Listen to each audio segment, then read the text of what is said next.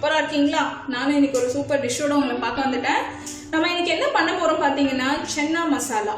ஆமாங்க, சூப்பரா பண்ண போறோம். வீட்டில் இருக்க ஸ்பைசஸ் வச்சு நல்ல டிஷ் சிம்பிளா பண்ணிடலாம். இதை நீங்க அவுட் சைட்ல பேக்கெட் மசாலா விற்கும், எப்பவுமே சன்னா மசாலாக்கு அது வாங்கி தான் செய்வீங்க. அதுல டேஸ்ட் மேக்கர் இருக்கும். பட் நம்ம வீட்டில் செஞ்சா எந்த ஹார்மும் இருக்காது, ரொம்பவே டேஸ்ட் ஃபேண்டாஸ்டிக்கா வரும். சரி, இப்போ அதுக்கு என்னென்ன தேவை நம்ம பார்த்துடலாம். நான் வந்து இங்கே 1 கப் சென்னா வந்து ஓவர் நைட் ஊற வச்சுட்டு நல்லா பாயில் பண்ணி வச்சுருக்கேன், சால்ட் ஆட் பண்ணி. அதோட தண்ணியை வந்து இங்கே வடிகட்டி வச்சுருக்கேன் 1 கப்.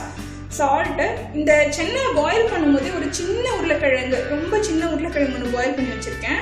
2 மீடியம் சைஸ் தக்காளி, 2 மீடியம் சைஸ் வெங்காயம். இது வந்து பெருசு பெருசாக கட் பண்ணிக்கோங்க, நம்ம இதை அரைக்க தான் போகிறோம். அப்புறமா ஒரு 2 ஸ்பூன் தயிர், 2 ஸ்பூன் இஞ்சி பூண்டு பேஸ்ட்டு, இது வந்து 1 ஸ்பூன் கஸ்தூரி மேத்தி. அப்புறம் மசாலா பார்த்தீங்கன்னா நம்ம கரம் மசாலாக்கு என்னெல்லாம் சேர்த்து அரைப்போமோ அது எல்லாமே இங்கே இருக்குது.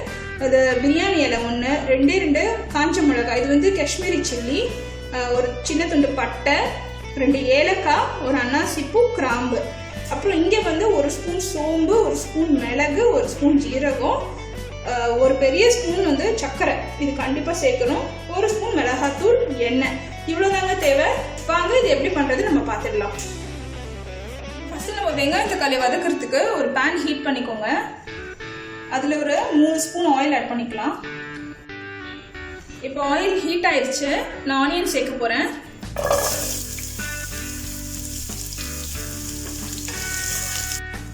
வெங்காயம் ஓரளவுக்கு வதங்கிடுச்சு, நான் தக்காளி சேர்க்க போகிறேன். இப்போ தக்காளி நல்லா வதங்கிடுச்சு, ஸ்டவ் ஆஃப் பண்ணிடுங்க.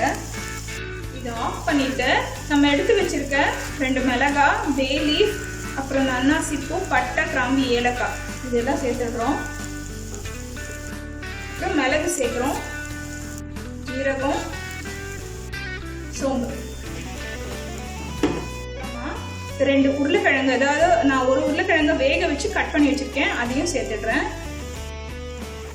நம்ம எடுத்து வச்சுக்க சென்னாலேருந்து ஒரு 2 ஸ்பூன், பாருங்க இவ்வளோதான், 2-3 ஸ்பூன் இதில் ஆட் பண்ணிக்கிறோம். இதெல்லாம் சேர்த்து ஆற வச்சுட்டு நம்ம ஒரு நல்ல பேஸ்ட்டாக அரைக்க போகிறோம்.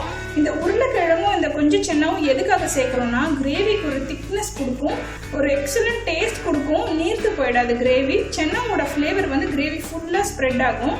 ஸோ இது கூல் டவுன் பண்ணிவிட்டு நம்ம நல்லா ஒரு பேஸ்ட்டாக அரைச்சிக்கலாம். நான் அரைச்சிட்டு உங்களுக்கு காமிக்கிறேன். இப்போ நம்ம வதக்கின வெங்காயம் தக்காளி மசாலா எல்லாம் அரைச்சிட்டோம். அதை பாருங்க, நல்லா பேஸ்டா அரைச்சாச்சு. நம்ம சென்னா மசாலா செய்யறதுக்கு ஒரு பேன் ஹீட் பண்ணிக்கோங்க. ஒரு 4 டேபிள் ஸ்பூன் ஆயில் ஆட் பண்ணிக்கலாம். ஆயில் ஹீட் பண்ண உடனே இஞ்சி பூண்டு ஆட் பண்ணிக்கலாம். இப்போ இஞ்சி பூண்டு பச்சை வாசனை போன உடனே மிளகாத்தூள் சேர்த்துக்கலாம். இப்போ தயிர் சேர்த்துக்கலாம்.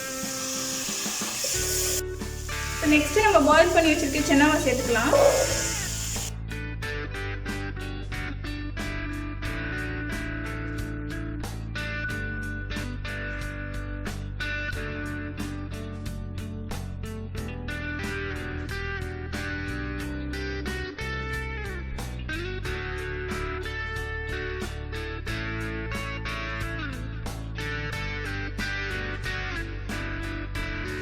இதுக்கு அடுத்து நம்ம அரைச்சி வச்சிருக்க பேஸ்ட் சேர்த்துடலாம். இப்போ நம்ம எடுத்து வச்சுக்க சர்க்கரையை சேர்த்துடலாம். இது கூடவே கிரேவிக்கான சால்ட்டு, சென்னா வேக வைக்கும் போது உப்பு சேர்த்துருக்கோம், அந்த தண்ணியில் உப்பு இருக்கும், அதனால கொஞ்சமாக சேர்த்துக்கோங்க. நம்ம பாயில் பண்ணி எடுத்து வச்சிருக்கோம் இல்லையா, அந்த தண்ணியை சேர்த்துக்கிறேன். ஓகே, இப்போ நம்ம எல்லாத்தையும் ஆட் பண்ணி வச்சு சால்ட் செக் பண்ணிட்டோம். இது வந்து ஒரு 10 நிமிஷம் சிம்ல லிட்டு போட்டு க்ளோஸ் பண்ணிடுங்க. ஓகே வியூவர்ஸ், நம்ம இப்போ சிம்ல 10 மினிட்ஸ் வச்சாச்சு. பாருங்க, நம்ம ஆட் பண்ண ஆயில்ல வந்துட்டு கிரேவி நல்லா கரெக்டான கன்சிஸ்டன்சி வந்துருச்சு. பாருங்க, இப்படிதான் இருக்கணும்.